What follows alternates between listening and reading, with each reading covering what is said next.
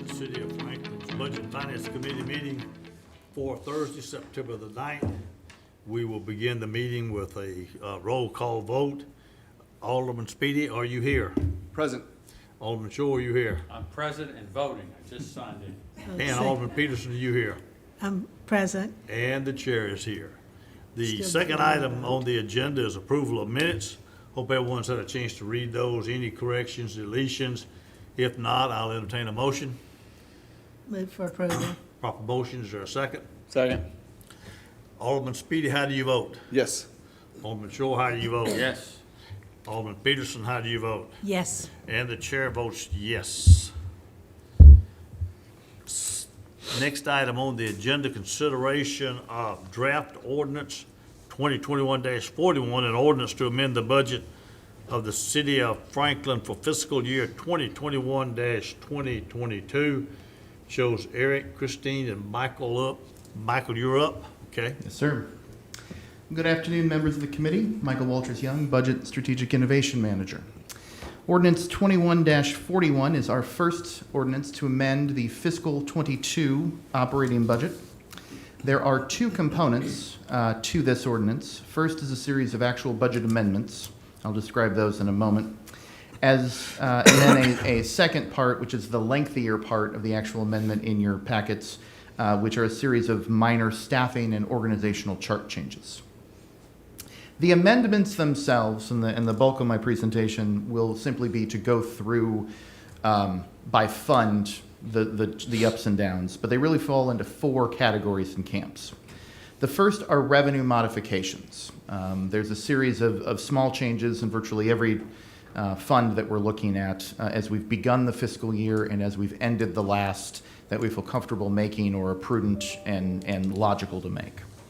The second are the distribution of pay supplements and increases. So if you may remember, we budget the annual wage increases, our cost of living adjustments, and our merit adjustments in general expense categories, in the general fund and water management, and in the larger departments within the sanitation and the stormwater funds. We do not budget those directly in departments until we have gone through the process, you have approved the budget, and then we have gone through performance evaluations and calculated exactly how much money should go into each department. This amendment is the time of year where we then move those monies into each department as appropriate. The second component of that is to move the money appropriately into each department to account for the one-time premium pay stipends, which we gave each employee in July. The third are to begin, and I do say begin, modifying how we are using the American Rescue Plan Act dollars. There's only one impact and change, but this is going to be something you're going to see in future budget amendments as we continue to glean information and guidance from the U.S. Treasury and fully implement how we're going to use those funds. And finally, there are a few cost increases and delays. The delays are pieces of equipment which we received after the beginning of the fiscal year that we budgeted in the previous fiscal year. And you may have heard the word inflation recently. There are a few pieces of equipment that we budgeted at a certain amount, but once we got the quotes back into fiscal 22 are indeed costing more. And so there's a couple of those items which we'll go through. By fund, starting with the general fund, revenues and expenses are down approximately $200,000. There are two decreases in revenues. The first is the property tax by about $294,000. And there are three changes to the property tax based upon the actual cents that are distributed in Ordinance 21-16, which is the ordinance which set the property tax rate. If you recall, we built a budget and delivered it in May that had assumed a certain percentage and a certain amount to be raised. We then got the actual rate, and so there is a truing up, if you will, of how much the pennies go to each fund. The general fund should go down slightly, this $294,000.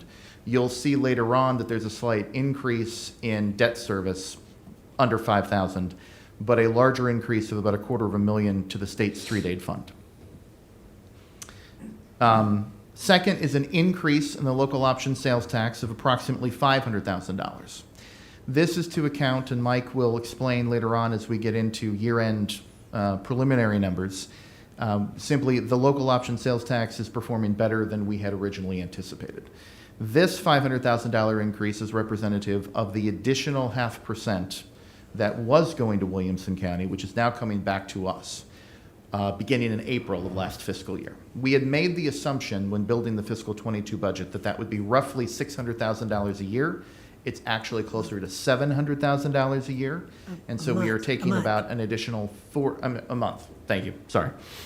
We'd assumed $600,000 additional a month. It's closer to $700,000. We're increasing the assumption to about $640,000 to $650,000. We are decreasing the amount that we have budgeted for American Rescue Plan Act grants. This is the delta between what we had budgeted for premium pay stipends and what we actually paid out that we can charge off comfortably to American Rescue Plan dollars. We assumed the program would cost $1,080,000. It actually cost $1,025,000, of which 62% of that, or approximately $661,000, can be attributable to the American Rescue Plan dollars. The delta between the amount that we budgeted and the amount shown is this decrease of $465,000. That is not money then that is lost or gone. It is simply money that we have is now kept back in reserve, if you will, and we can find appropriate uses for those dollars. And the final two are simply true-ups. There were a series of fee increases which the board passed for site plan and building permits, which account for about $31,000. And finally, an increase of $24,150 for the actual amount received in governor's local government support grants. We budgeted $900. The actual receipt as for the final appropriation from the state legislature was $924,150. Expenses, as I said, are going down by a matching amount. The wage increases and the premium pay stipends are simply redistributions, so there is no net effect to the general fund. But they are very large dollar amounts. And so as you look at this 4-page ordinance, you see a lot of money going in and out of various departments, and the lion's share for those two items. Insurance modifications. We are now self-insured for our workers' compensation, and the amount of money that we have to pay and we budget is actually significantly less. So we have taken that savings and accounted for it here. Partially offsetting that savings, however, is an increase in cyber liability insurance. It nearly doubled this year, but it doubled to keep the same amount of coverage, and we believe it's a very prudent thing to try to maintain as much security as we can regarding the ability to recoup any potential losses of a hacking situation. Interfund transfers are going up. That's the amount of money coming from the general fund in the form of ARPA funds to water management and sanitation for the premium pay stipends. And then other expenses are items, as I alluded to, pieces of equipment that cost more, or the lion's share of that is a piece of equipment which was budgeted in fiscal 21, and the Parks Department took receipt of it after July 1. In street aid, I mentioned there's an increase of $250,000 in property tax. That again ties exactly to the $1.50 as laid forward in Ordinance 21-16. In the sanitation fund, revenues are going up by the amount of transfer from the general fund for the premium pay stipends.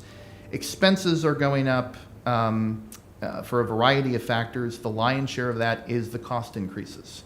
You'll note on this item and the next fund, there are 3 replacement side loader trash packers, which we budgeted for. We budgeted them at $318,000. They have come back at $349,000. So the delta between, there's 2 that are in the sanitation fund, there's a new one added to the fleet, and the city facilities tax that'll show on the following page. And again, stipend, insurance changes going down. There's the city facilities tax increase for the 1 trash packer. In the stormwater fund, we have minor fee increases of $10,000. And again, similar to other funds, an increase of $29,000 in expenses, the annual wage increases, the premium pay stipend, and a savings in insurance. Drug fund expenses are going up by $50,000. You approved a renovation to the Century Court firing range. We budgeted $150,000. That quote has come in closer to $200,000. We believe budgeting $200,000 will be sufficient to replace and properly upgrade that facility. Debt service is a very, very small increase in revenues. And finally, in the Water Management Fund, there is a small amount of fee increases. The general fund transfer of $122,000 for ARPA pay, or for the premium pay that we can attribute to the American Rescue Plan Act funds. And then expenses, that stipend, a slight increase in insurance, if you will, in the Water Management Fund, and a net zero difference with the increase or the redistribution of annual pay increases. Finally, as I mentioned, there are 5 organizational chart and staffing changes. The law department has gone through our consultant in the HR process, and the legal assistant position is recommended to be increased from a grade E to a grade F. At this time, we're not budgeting any increase for that position, but it is making change to the staffing table to allow us to post that correctly. In IT, the only position which is an increase in dollars, and that money is embedded in the ordinance within the IT personnel line, is to create a position of information systems developer and at a grade J, and replace a lower grade F GIS specialist position. The GIS specialist position is vacant. The new position should help us with various capacities that we currently don't have, and we believe put us in a better competitive position to recruit talent that we need. Finally, the purchasing, the traffic operations center, and the fire department all reallocate personnel and some minor reporting structures on their organization charts. Most of those are items that we didn't quite get in May, and we just want to make sure that those charts are current, and this was the next available opportunity to do so. With that, Mr. Chairman, members of the committee, I'm happy to answer any questions. Any questions from anyone on the committee? If no questions, I would entertain a motion then to forward this to the full board for consideration and discussion at the full board's level. So moved. Second. Proper motion and a second. Alderman Speedy, how do you vote? Yes. Alderman Shore, how do you vote? Yes. Alderman Peterson, how do you vote? Yes. And the chair votes yes. Forward that to the full board for their discussion and observation. So we're gonna make sure when you give it to the full board, you say everything exactly the way you said it today, so just.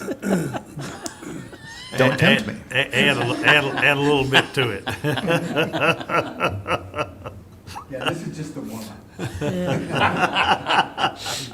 An easy audience at this point in time.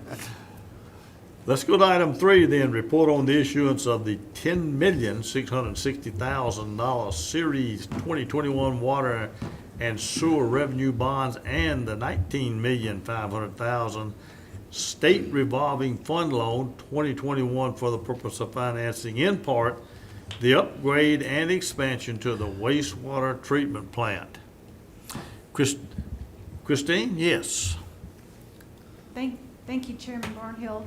We look forward to, when we do a public offering, coming back to this committee several times to update and inform you of the different steps in that process. And today's going to be another informational update. We can go to the first slide. There's been no change to the total project cost for the expansion and upgrade to the wastewater treatment plant. We still have a budget of $153.9, just under $153.9 million, which includes a couple of $1 million of contingency, which we'll be able to know about this time next year where that final budget stands. But there is no change to the total project budget since the committee last saw. But where we do have updates for you is since the last time this committee met, we do know the interest rate for the public offering of the 2021 water and sewer bonds, as well as the interest rate that the state is offering on the 2021 SRF loan. And at the end, we'll talk about timing because, of course, the full board has not adopted the resolution yet on the, or we'll be considering next week the resolution for the 2021 SRF loan, but we do now know the interest rate. And as we recap the uses of the sources of funds for this project, in 2017 we had $100 million of state revolving fund loans, 3 loans which totaled $100 million at a fixed interest rate of 1.55%. We do have a cash contribution from the utility of $21.3 million, and then the next two are the final financings for the project. The state notified us last week that the 2021 SRF loan rate will be 1.38%. That is inclusive of an 8 basis point fee that they charge for administration. So that's a very attractive interest rate. And there was some movement on it in a few days before. So, but there is a base rate plus an 8% admin fee, which was true of the 17 loans as well. And then also, and we're going to spend here just the majority of this time together talking about the outcome of the offer of the award of the low bid on the water and sewer revenue bonds, and that was a fixed interest rate of 2.04%. And on the next slide, I've got some summary statistics from that public offering, which it will be. Can I ask you one quick question? Yes, sir. On the, I'm pretty sure I know that, but the SRF loan, what's the term on a loan? Is it a fixed rate? It is a fixed rate for Okay. 30 years. Okay. There's no prepayment penalty. It's Okay. at any time. Of course, it's an extremely attractive rate. And, but that, they do have Okay. kind of Fine. packages. It's not this, a public offering, you can tailor-made it a little bit to what you want to do. And that's why we do a 20-year amortization on our public offerings. But that is a 30-year Okay. fixed rate program. And they also have, they have some components of current interest rates, but then they also have a component with SRF on the ability of a community to pay. And so there really is an element of surprise when we receive the interest rate, because when we do a public offering, we're always looking at the market and what's going on, what other issues are being sold that day. But when it comes to an SRF interest rate, there's some mystery in that process. And so we're certainly very happy for the rate in the 130s, but we really weren't sure what it would be until we received that.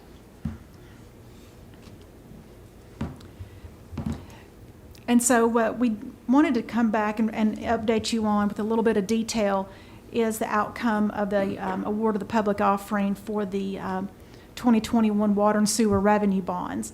And there is an element of math, and Alderman Peterson will appreciate the element of math to a public offering, because with a new money bond issuance where we're issuing for a new project, we know how much money we need in our project fund deposit. It's not necessarily paying off debt or paying or that we have a project that we perhaps don't know what we need in the project fund deposit. But in this case, we knew we needed $13 million. And so what we were structuring once we received the low bid was the exact par amount of the bonds that we needed to fund a project fund deposit of $13 million. And when you do kind of that backward math, we finalized a par amount, which is the face value of that bond, of $10,660,000, which when you add the par to that, the original issue premium of just under $2.5 million will get us to a project fund deposit of $13 million after we pay the cost to issue the bond. So that the net project fund deposit of $13 million is a result of our bond amount and the original issue premium. And the last time that we spoke about this, I told you that I thought this was a very likely scenario, that we would have original issue premium simply because of market conditions, interest rates that are so low that the investors, they want to receive higher coupons during the next 20 years. They don't want to receive a 1% coupon or a 1.5% coupon. They want to receive what, in fact, the lowest, the low bid, all of the coupons are 5% and 4%. So they are willing to pay more than the face value of the bond so that they can receive higher coupons as the term goes along. So that's the mechanics of how we end up with a project fund deposit of $13 million. which will satisfy paying bills on the project, but the par amount of the bond issue is $10.6 million.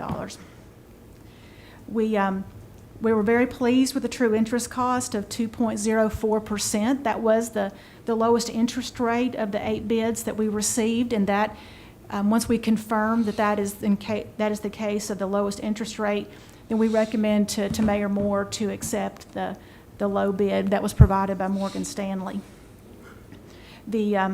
We believe it was very well received in the market. We actually had several bidders the day before sign up. It's done electronically, but we had 4 bidders that were signed up by the night before we went to bid, and we had the rest join us the next morning.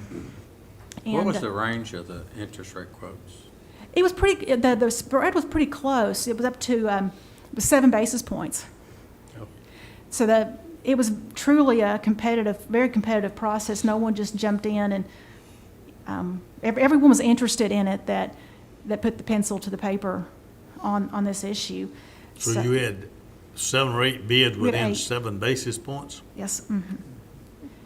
It was. That is remarkably close. And certainly, Morgan Stanley being the winner, they're certainly a national underwriting firm. We had a nice mixture of regional firms. We had national firms, such as Morgan Stanley, who happened to win.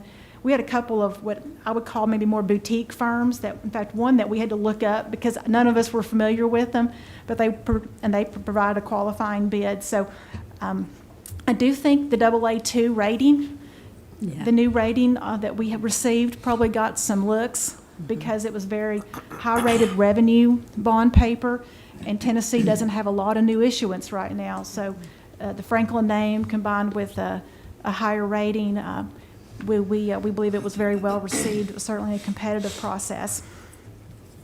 When we were looking even that morning at where the rates were at, we were speculating around a 210, 211. So that little gain, about 6-7 basis points, while I can't say it scientifically, I do think that there was a little bit of advantage from those factors, that of the competition, the rating, as well as the Franklin name being back in the market for the first time in a couple of years.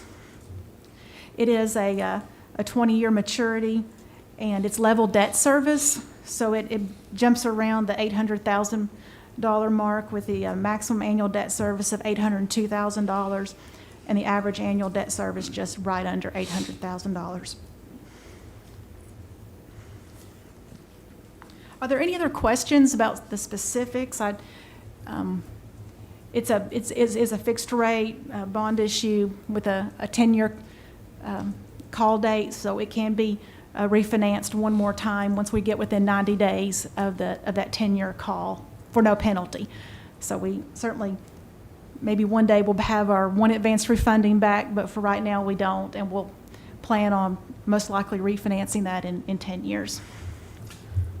Christine, when we go back, when we do the average annual debt service, we figured out what we need to do as far as rate increases and as far as, within Well- that to cover the approximate $800,000. It is. What we do is, of course, we don't know the definite, the final numbers until we go through the process we did on August 25th, but we run preliminary numbers with preliminary assumptions, and we give those to the Water and Sewer Department all along the way. So they have been using estimated numbers that are very similar. In fact, could just be slightly higher because we had to be a little careful, but the structure is the same, the 20-year level debt service, and then once we had the final numbers, we sent that over to the Water and Sewer Department, would have and the budget folks would have the final numbers to go ahead and plug into future budgets and as well as future rate forecasts. So we do the best we can until we get final numbers, but they certainly have estimates all along the way. So as best as we know, then this wraps up the financing and the cash requirements on the expansion to the wastewater treatment. It does. The only estimate right now that we're using is the exact timing of when the final state revolving fund loan will go into repayment, because we actually go into repayment within about 60 days after we make our last draw on a state revolving loan fund. And so that Right now, we've estimated repayment will begin in August of '22, and that's what I've given, using the 138 to budget into the Water and Sewer Department. We'll know next summer when that last draw, will it be July or will it be September? But we're very close, and the state doesn't, they give us final schedules on an SRF loan at the very end. So our folks have to use my estimates until we get to that point. Okay. But we think we're, budget standpoint on costs, that we pretty much know what our end costs are gonna be at this point in time. Don't expect any large surprises at the end from our contractor or anything, I'm assuming. We checked with the Water and Sewer Department, and they are carrying about a little over $2 million contingency within the contract right now, and they're watching that, but they're not advising us that they don't believe that that's not going to be something that they need Yeah, more. looking at this final issue, we asked the exact question, and they felt pretty good about where we are with that contingency relative to what else is out there. Of course, we've got another year to push through it, but they felt pretty good about the contingency that was already built in with how little we have used of it and what's left to be done, so. So we've got about another year on this project. We think it'll be completely online about a year from now. Okay. Elements of it are already kind of functioning, but fully operational, fully on board about a year. And that question fits very well into the final slide with next steps for the timeline. And Alderman Barnhill, the Water and Sewer Department advises us that final expenses will be paid in August of 2022. That's their estimate at this point. And then, of course, we start with what's going to happen next. Next Tuesday is when the Board of Mayor and Aldermen will be asked to consider the resolution for the state revolving fund loan of $19.5 million. The very next morning at 10 a.m. Central Time, we will close the public offering for the $13 million project fund deposit. All the wires will move, and we will close that issue on the 15th. The next couple steps, we are still to be determined. The exact date of the Tennessee Local Development Authority meeting to approve the SRF loan is contingent on when TDEC delivers that package to the Comptroller's office. The Comptroller serves as secretary to TLDA. They are aware it's coming, and we have spoken with the staff in the Comptroller's office, and as soon as they get that packet, they're going to schedule a meeting.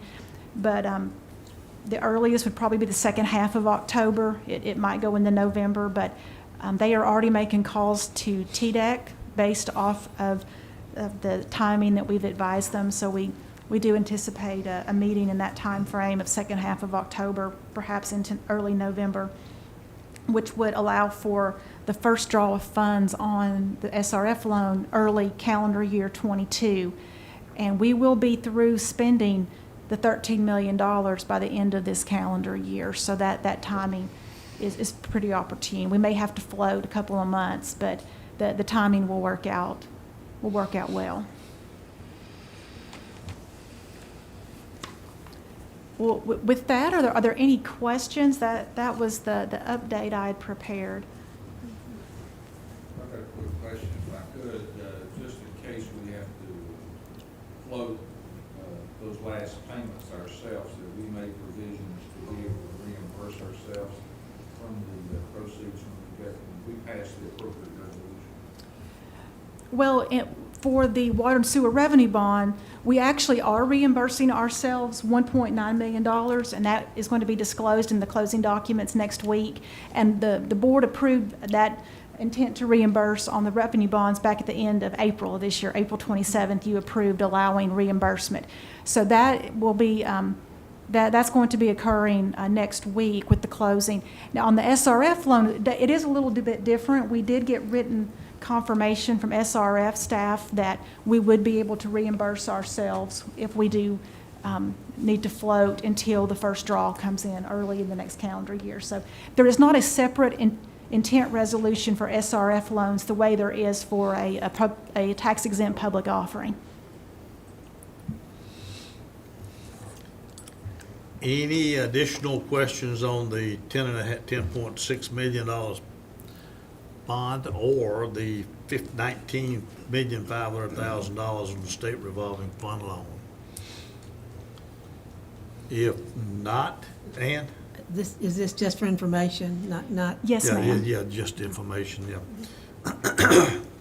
If not, let's go to item 4, report on the 2021 actuarial reports for the city's defined benefit pension plan. Christine, you're up again.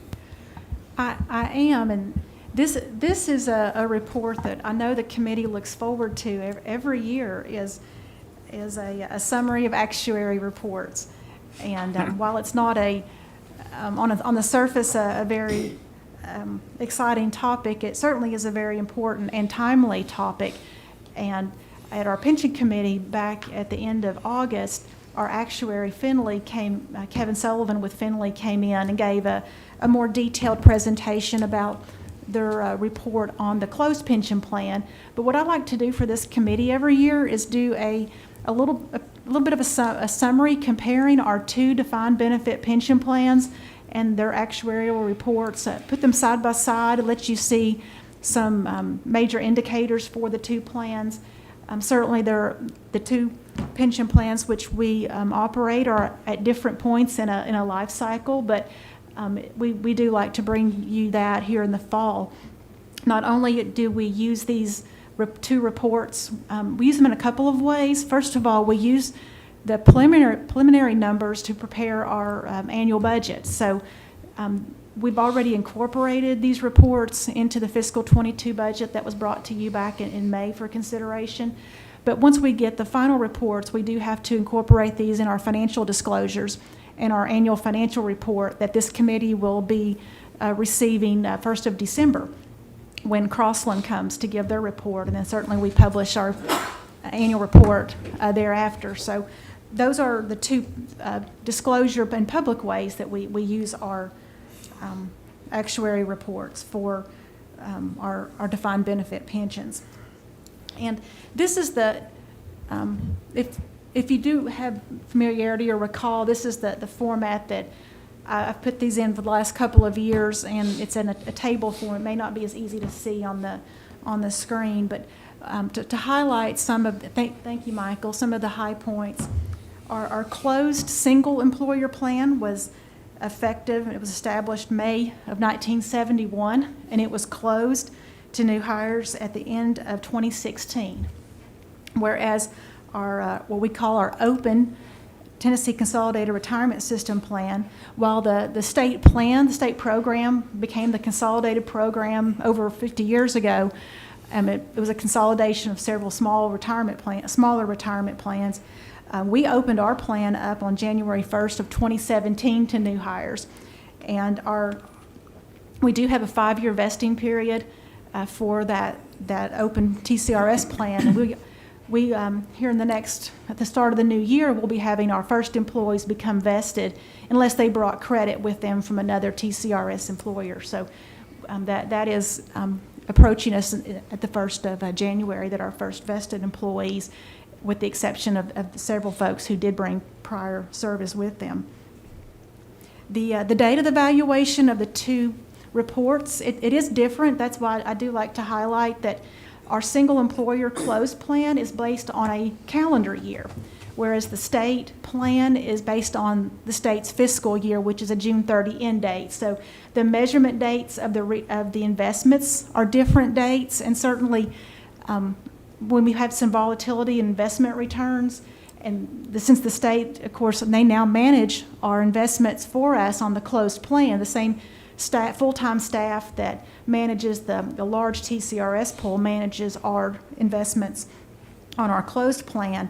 But those are different measurement dates, so if there are different aspects going on in the economy, that could be reflected between the different measurement dates. For the fiscal year, these are the reports that we used for the budget for the fiscal year beginning July 1st, 2021.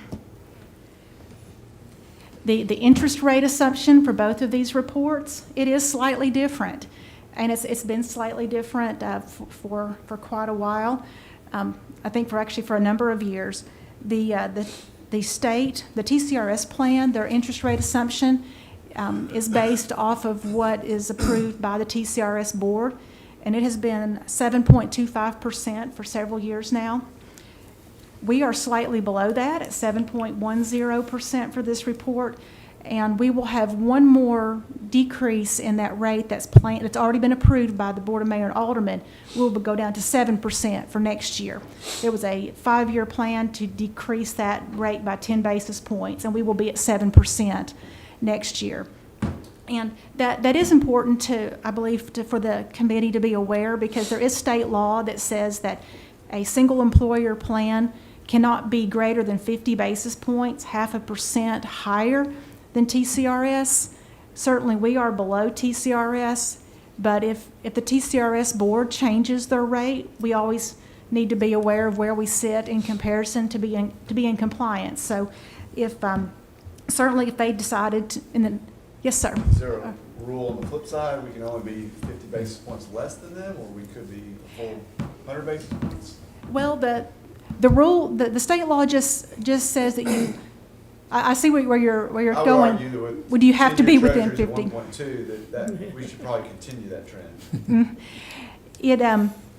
I think certainly their intent, I believe, was that they didn't want people, or they didn't want single employer plans to be greater than 50 basis points. I don't think they ever really worried about ones that were Overfunded. that were overfunding compared to their rate, but the 50 basis points, which that was really put into place not that many years ago to encourage single employer plans to get that closer to the TCRS rate. But we do Finley, that serves as our actuary, is also the actuary to the state, and so we do hear about the public discussions that they are having public discussions about moving that rate down. Now, how far they go has not been determined, but those public discussions have happened.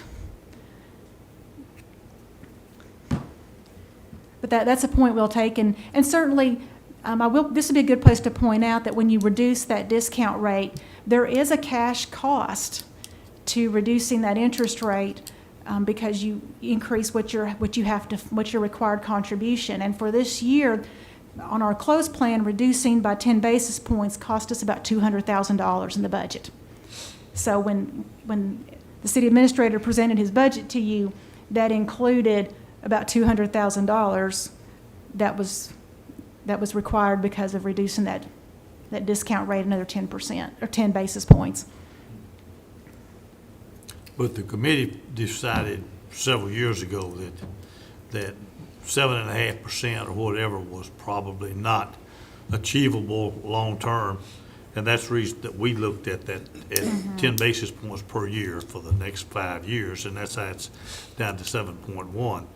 The numbers that I've seen, some have been 6.75 thrown around for the state at some point in time, but they haven't done anything. They're still at 7.25. They are. So even if they went down to 6 3/4, we would still be within the 0.5% Yes, sir. that we are required to be at. That's exactly, we would still be in compliance, even though that movement may consider this committee and then the full board to consider some sort of a program to once again get that down a little bit more. The value of assets, I know when I talk to folks who are familiar with our closed plan, they are astonished that we have a value of assets of north of $130 million, and certainly that may be something that to some folks in this committee, that the size of the assets of this plan have significantly grown over the years, but that was a requirement of fully funding this plan. And so we do have assets, and we have had a good year so far, so our assets are greater right now. They're over the $136 million that were reported for this study. But just as important, we are growing assets in our TCRS open plan. Last year, we were right at $1 million. We just crossed $1 million on our open plan, and we're now at, we'll say $2 million. So we We did gain $1 million, and what I think is this is kind of the interesting study of the life of these two plans, that the closed plan, which is where of course, all of our retirees that are receiving benefits are in that closed plan. We don't have anybody receiving benefits in our open plan. But we paid out $6.2 million of benefits during the calendar year 2020 on the closed plan. And most of the active employees that are in the closed plan do not contribute any of their salary to the plan itself. Only employees that were hired from 2010 to 2016 contribute 5% to help fund that plan. The TCRS plan is growing while the contribution of the employer is much less. All of the employees who are members of the TCRS plan are contributing 5% of their salary to that plan, and so we don't have any benefits being paid. So in these first few years, we are going to be growing assets pretty quickly in the open plan until we get to that point where we start having benefits that are paid out. We're adding employees who are making their 5%, and certainly we're making our employer contributions on that open plan. The employee contribution is a percentage of payroll. It continues to increase on that closed plan. We are just a little over 17%.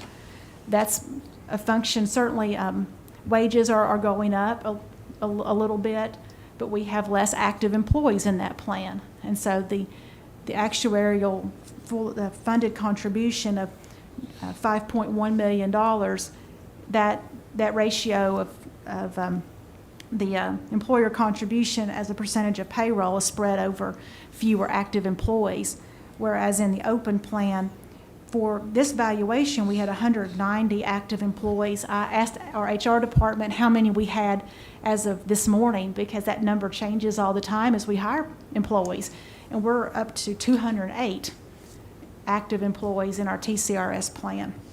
And so for our active TCRS plan, the employer is going to be, for this current fiscal year, will be contributing 5.92% of payroll on their behalf for the pension plan.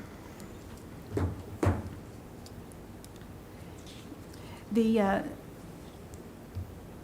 bottom line, the unfunded accrued liability, the $28.4 million versus $68,000 for the open plan, it's really a reflection of the life of where we're at with these two plans.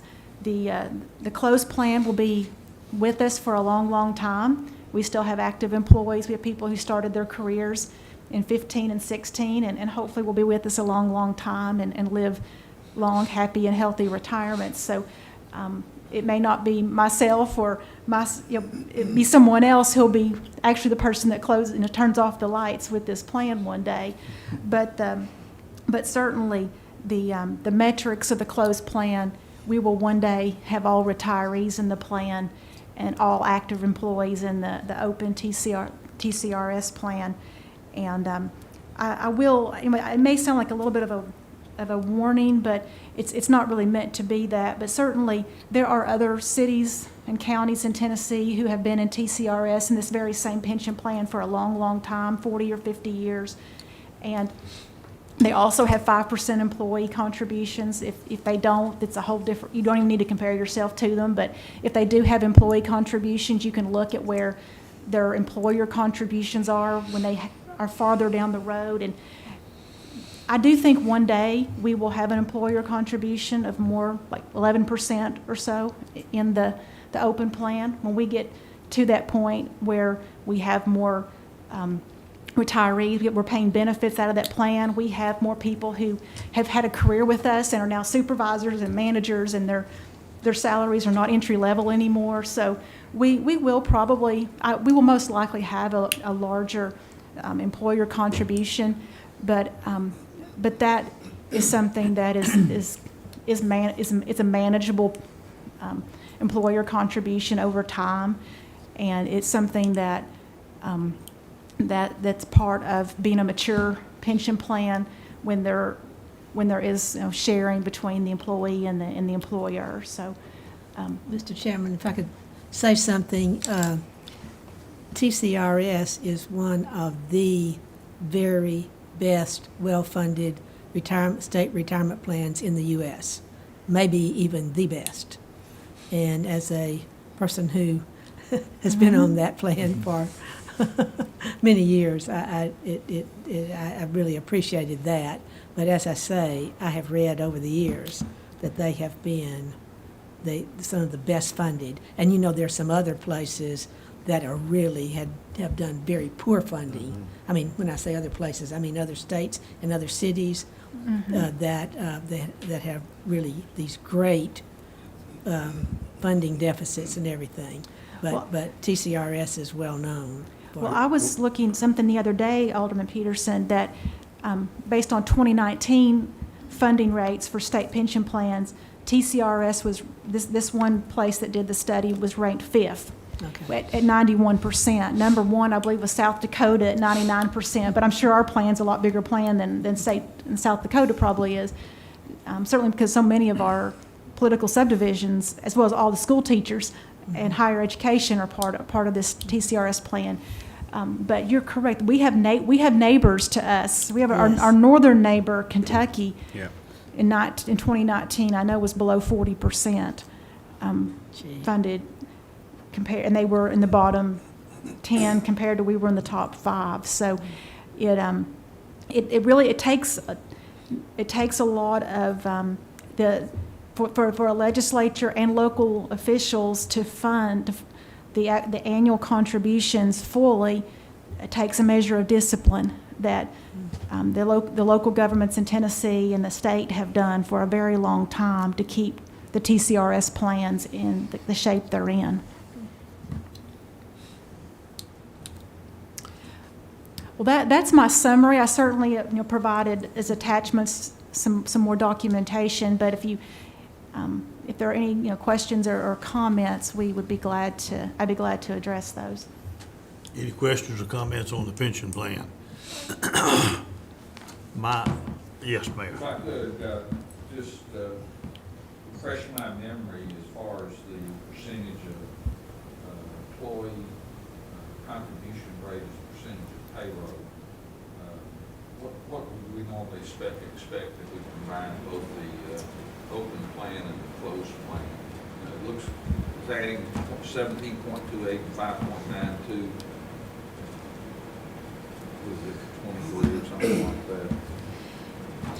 Well, it's actually without.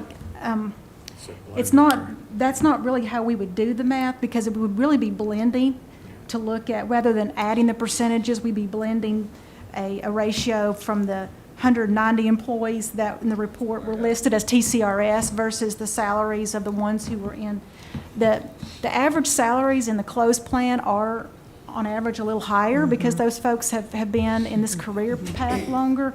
Like I said, that's going to change eventually. So, we certainly, but I can tell you though that employer contribution, the $5.16 million, and then a little over $500,000, that's what we have fully budgeted in fiscal '22 for employer contribution to pension. And when all is said and done, especially because our budget staff, they know who is here when the year starts. But when people retire or depart us and we replace them with people who are in a different pension plan than who was budgeted, then we have to true that up. So that's something that the employer contribution amounts we fully fund as required. So if you added the 5.1 and the 533,000 and got whatever number you got, then you come back with 80, what the budget, operation budget was 84 million for this year. Would you be able to divide that into that number to come up with a percentage of payroll? You would just take just the salaries, not Okay, I'm sorry, just the salaries. just the salaries. So if we have covered payroll of about $38 million, according to these two reports, that's what would be divided by about 5.7 million. So we're just looking at the employer contribution as a percentage of payroll, not total government Not total expenses. operations. Okay. I Somewhere just around might add, 15%. I just might add that, this speaks volumes about Franklin and how Franklin manages its money and what we do for employees. It also relates favorably to the interest rate that we just talked about a little while ago, because the rating agencies look at that, a big piece of that, which is why the state's, rating is so well, and why those bonds, though, they don't borrow a lot of money at this point in time, but if they could, they'd love it. And then they look at cities like Franklin that are in a state like Tennessee that are well-financed.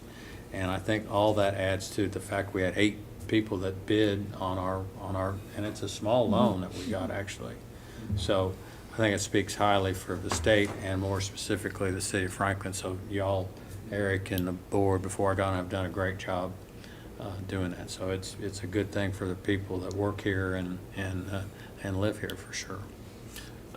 I think that's a tremendous comment that you've made, because I don't think I know the average citizen doesn't understand the funding and what the Pension and Trust Committee has done and what they've gone through, because I can tell you, in about 93 or 94, we moved about $3 billion from an insurance annuity in Chattanooga. So that $137, $138 million in 93 or 94 was approximately $3 million.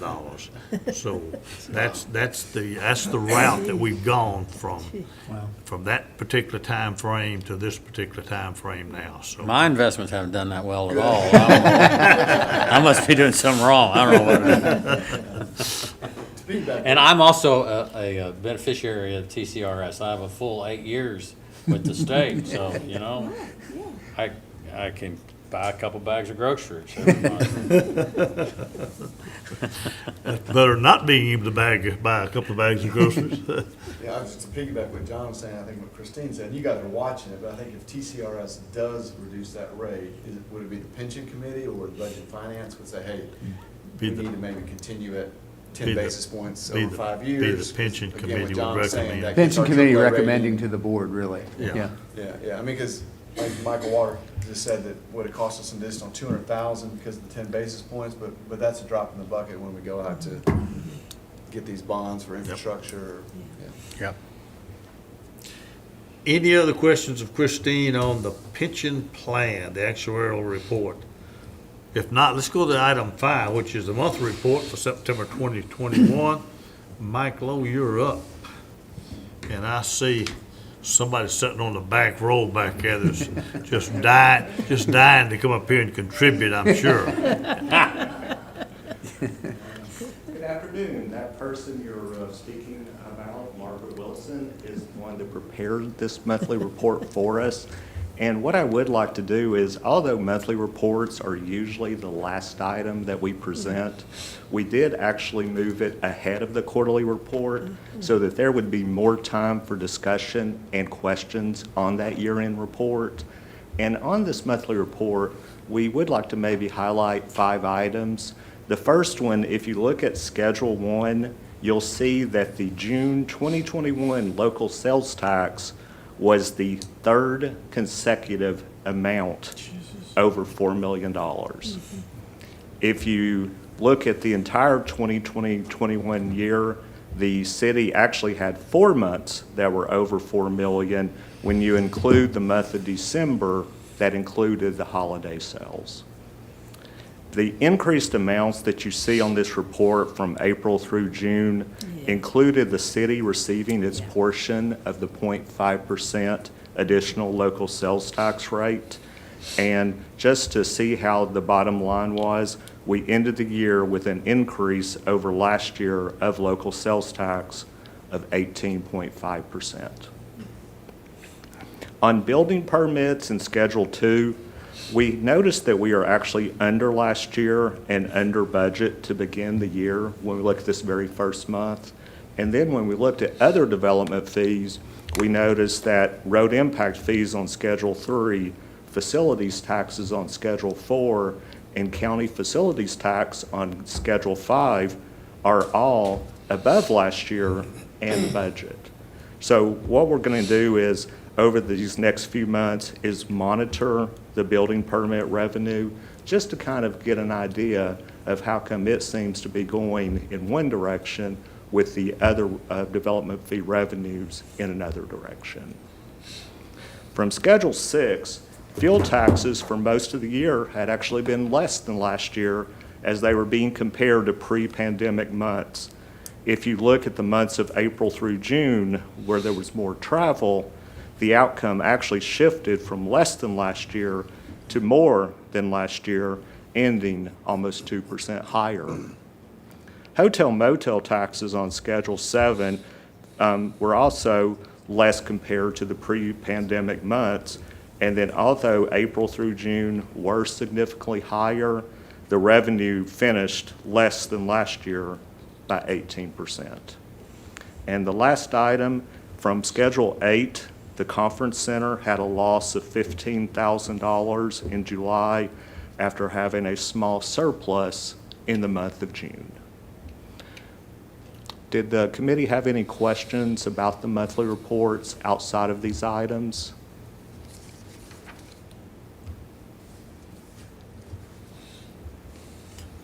So Mike, then based upon item 1, are you recommending a sales tax reduction?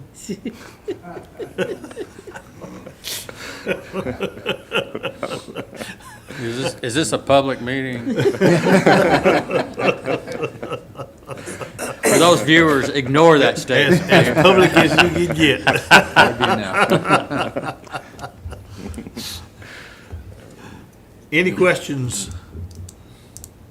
Well, let's go to item 6, fiscal year report.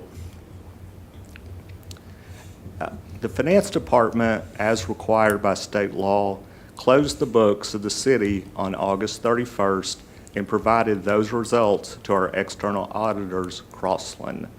The results on this quarterly report are presented to you on an unaudited basis, but actually give you the fiscal year. Let me start with the general fund. If you remember back to the start of the pandemic in 2020, there was uncertainty as whether the general fund would finish in a deficit or a surplus to finish that year. We actually, when all was complete, we ended essentially at break even with a surplus of $14,000. The comparison of the 2021 surplus to the 2020 break even is actually shown in the executive summary that you have in your packet.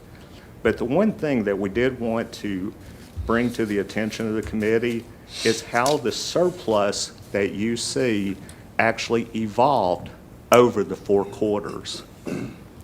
If you look at the first quarter, instead of starting with a deficit like we normally would, since property tax billings would not have happened, we actually had a small surplus.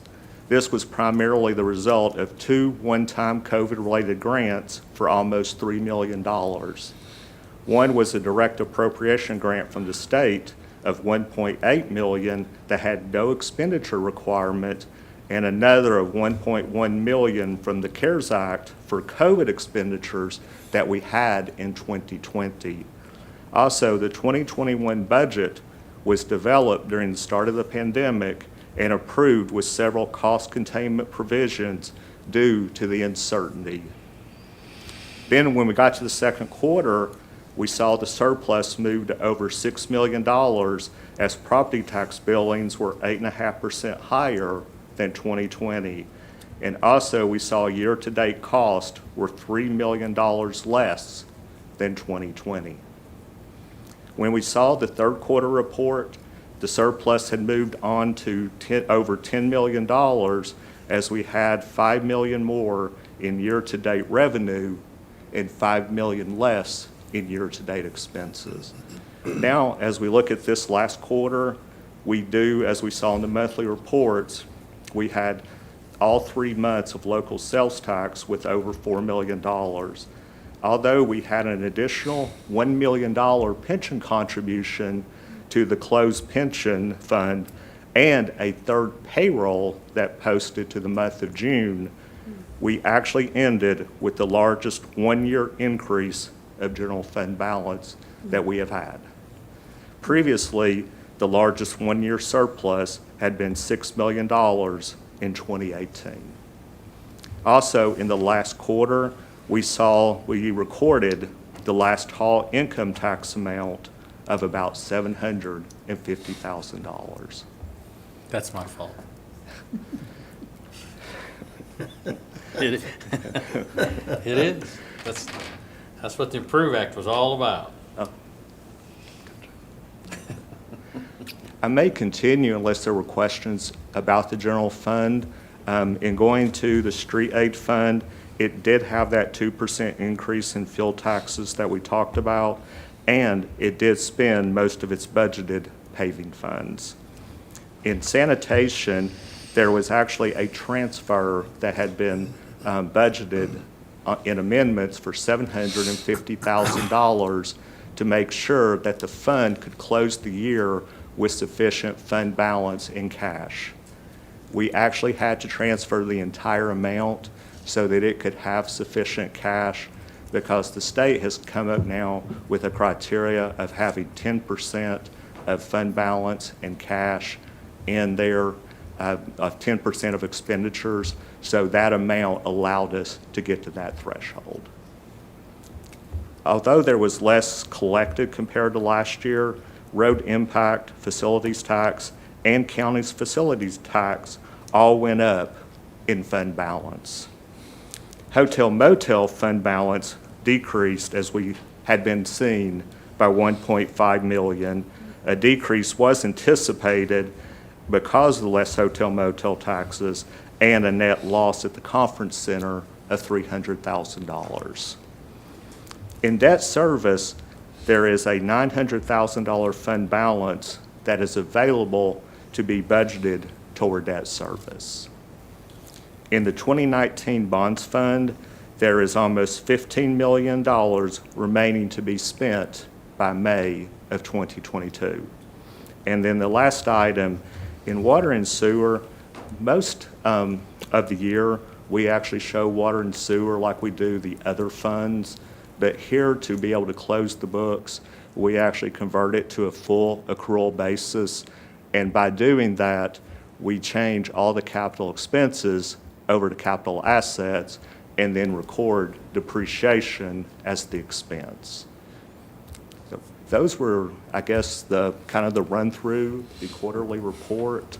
Were there any questions that the committee may have about that year-end report? Any questions? No. Refresh my memory, what's the Spivey track? That was the one that, in essence, down on Columbia Avenue, we spent $600,000 for it.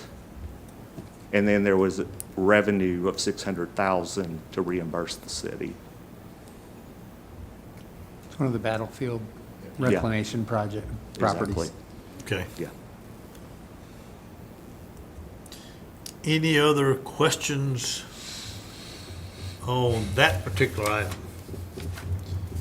Turn my list over here. We may be at the end of the meeting. Any other comments or questions? If not, Mayor, Christine, anybody? Then I will entertain a motion to adjourn. So moved. Second. Motion All in second. favor? All in favor indicate by saying aye. Aye. Any opposed? Margaret, are you opposed? Margaret's not opposed. Okay, good. All right. Thank you, everyone, for your participation.